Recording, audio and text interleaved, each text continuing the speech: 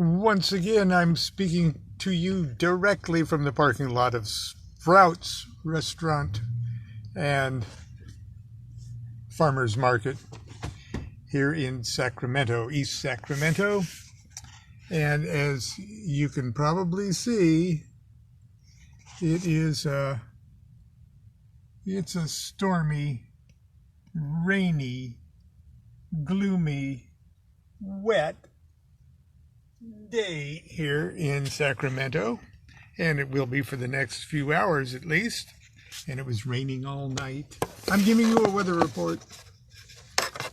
Anyway, today of course is big shopping day, and so I am doing the show probably a little bit early here. Yes, I'm about 15 minutes early, but it's either try it now or forever hold my peace today.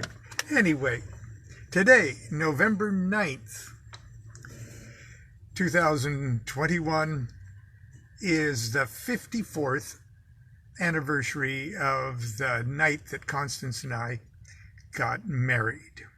Okay? And it was a very bohemian wedding. I was barefoot and in shorts, and I had a sort of a red sweatshirt, and Constance was in a beautiful little pink dress that she still has, and I think she could still fit into it. But anyway, it was sort of planned for about 3 hours. What happened was we always intended to get married when she moved out from Nebraska, and she came out in June. And along about November, we had gotten our wedding license and things like that, our marriage license. And I was going to school every day, pretending to be a drama major at Orange Coast College. And I came back to our little tiny apartment from school because one of my classmates, someone that I scored LSD from at Orange Coast College, had announced that he could now marry people because his father set up this foundation, and both he and his father were stage hypnotists. It was a very bizarre thing, but under the auspices of their therapeutics that they did with hypnosis, they organized a foundation, a nonprofit foundation in California, and it gave them ministerial credentials. And you don't need very many ministerial credentials in California anyway. And we already had the license, and he said, "Hey, I can marry people." I said, "Wait, you want to marry me and Constance today?" And he said, "Sure, let's do it about 8 o'clock. And our little apartment was too small. So my brother and his wife lived just down the block, a few blocks away in Costa Mesa. And they said, "We'll do it in our living room. We'll invite a couple of our friends from the peace movement that they met at the Quaker Friends anti-war thing, and people we'd never met." And I called up my singing partner, Charlie D. Harris, and our guitarist, Joe Wilson. And they said, "Yeah, we'll be there too." So here are these two Quaker couple who happened to be babysitting at the moment the little boy whose parents were the city manager of Newport Beach. And they showed up, and Charlie, my partner, showed up, and Joe Wilson, the guitarist, and they brought their guitars.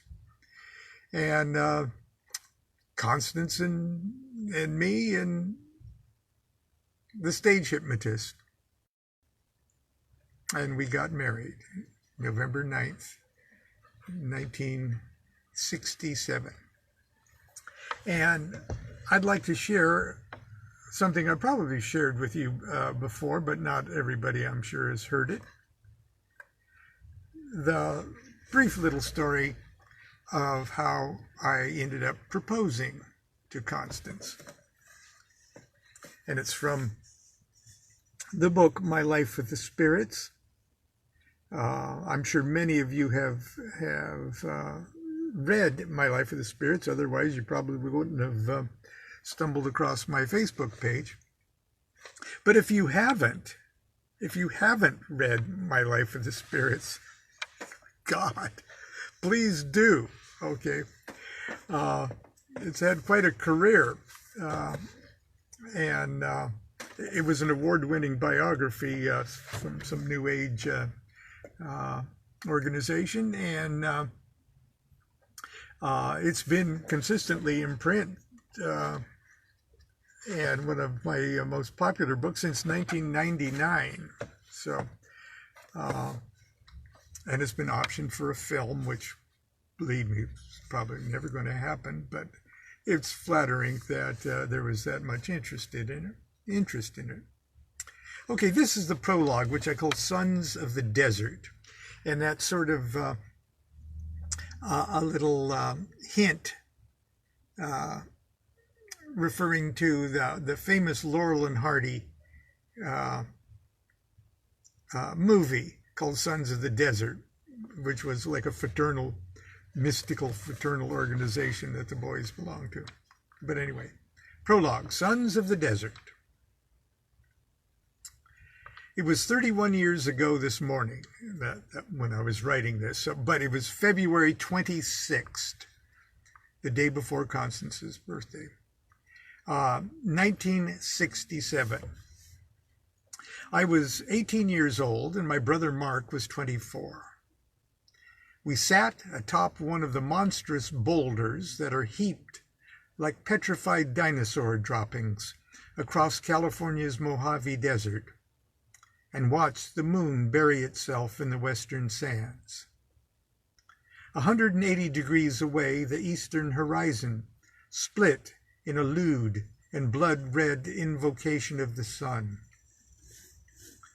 Shortly before this celestial orgy, we shared a mystic feast of far too much LSD, and vowed in deadly earnest that we would not return from the wilderness until we were holy men. Daybreak found us shish kebabbed to death, skewered through by the sun and moon's perfect opposition, flat on our backs, emitting short grunts and giggles. It'd be an understatement to say that we were naive, but we were not entirely green behind the psychedelic ears. Between the two of us, we've had at least 24 carefully programmed trips under our belts. In our pitiful way, we were serious seekers. We followed the setting guide procedures suggested by Dr. Leary and Albert, and crammed the days and weeks between our sessions with healthy doses of Eastern mysticism and spiritual practices.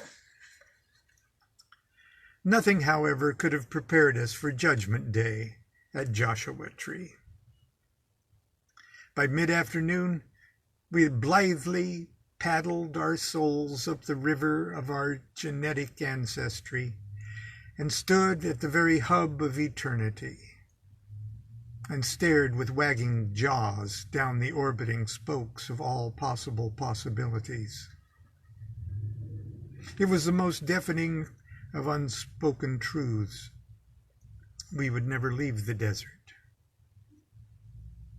Wherever we would go, whatever we would do from that point forward would take place in the desert. Our frenzied hike back to my old VW bus was a stumbling ordeal of Odyssean scale, complete with horrifying labyrinths of dry washes and box canyons, a blinding sandstorm, and the sadistic laughter of the spirits of our own tormented childhoods. The 2-hour drive back to Costa Mesa was uneventful except for occasional highway encounters with desert skeletons returning home from church in their pickup trucks. Once home, we immediately sought dark refuge in the smoky coolness of the Buccaneer, the only bar in town that would occasionally ignore the fact that I was a minor and serve me beer. That evening, no one dared question my age. I looked 1,000,000 years old. The beers didn't help. We were still very high. The zebra-striped walls of the little saloon dripped down to the floor like melting wax, and the pores of the bartender's nose were so big I could walk inside them. Then, from nowhere, I received a revelation. Not a cosmic vision about DNA or the nature of light and time, but a surprisingly normal idea. It became very clear to me that I must marry Constance, my Nebraska high school sweetheart. That's all there was to it. I converted a few dollar bills into coins, an act of torturous complexity that seemed to require many days, and shuffled to the old black payphone near the pinball machine. I closed one eye and plugged the emptiness of zero with my blue-green fingertip and spun the clicking wheel of fortune. I pleaded with the other to help me place a call to Nebraska. Constance answered. After a few moments of attempting to communicate with my hands, I managed to identify myself. She sounded very happy to hear me. After all, it was her birthday. I couldn't believe the cosmic coincidence, but concealed the fact that I didn't have a clue it was her birthday. Then I came out and said it. Would you like to get married? It was the smartest thing I would ever do. After a short pause, she said, yes. It was the stupidest thing she had ever done.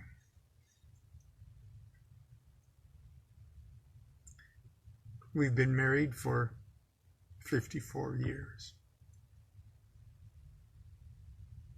And what about the sons of the desert? Did we really become holy men?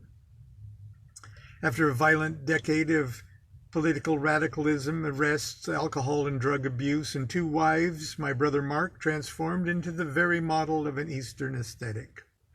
A Sant Mat devotee, a satsangi of the Radhaswami order, he practices the strict disciplines of that august sect, a combination of Hindu yoga and Sikh mysticism. He wears a huge untrimmed beard and travels each year to the Punjab region of northern India to labor and meditate at his master's ashram. Back home, he is a chemical dependence counselor whose clients worship at the altar of his wit and wisdom. He's happily married to a beautiful and saintly woman, one of the most gifted psychics in the world, also a satsangi. Since writing this, my brother has passed away. Yes, I'd say Mark is a holy man, and I'm very respectful of the spiritual direction his life has taken. I have no doubts that it is his way. It certainly rescued him from an early grave, and his conversion has made Southern California a less dangerous place to live. My life, on the other hand, took a dramatically different turn. So different, in fact, that many people, perhaps even my brother, believe my chosen path to be patently evil. It's true.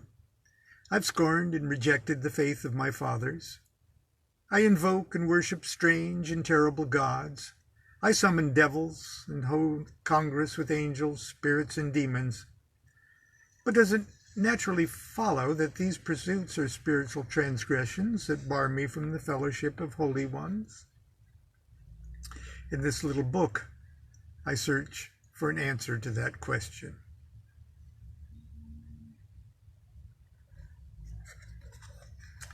And that's where I will end my anniversary-themed excerpt from my book, My Life with the Spirits.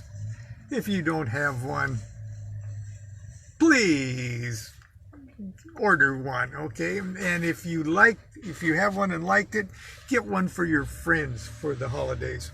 Anyway, that's where I'm going to stop today, and hope that this broadcast made it, and hopefully it'll be a more normal inside reading for tomorrow. Until tomorrow, then, continue to be good to you.